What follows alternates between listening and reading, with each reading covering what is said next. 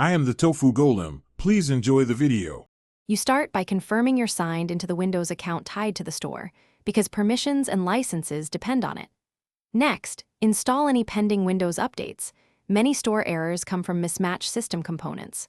Once done, open Settings, go to Apps, find Microsoft Store and choose Reset.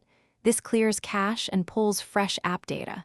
Do this now so subsequent steps aren't fighting stale files, and make sure your internet is stable while the reset completes.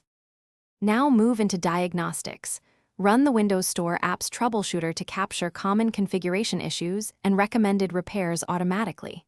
If that doesn't resolve it, use an elevated PowerShell to re-register the store package. This repairs corrupt app manifests and permissions. Also run WS Reset.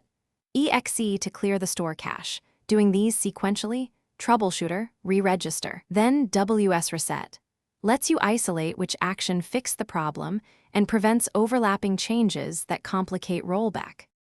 Finish by signing out of the Microsoft Store and signing back in to refresh account tokens. Then attempt a small app download to verify success. If issues persist, create a new local Windows user and test the store there to determine whether the problem is profile-specific.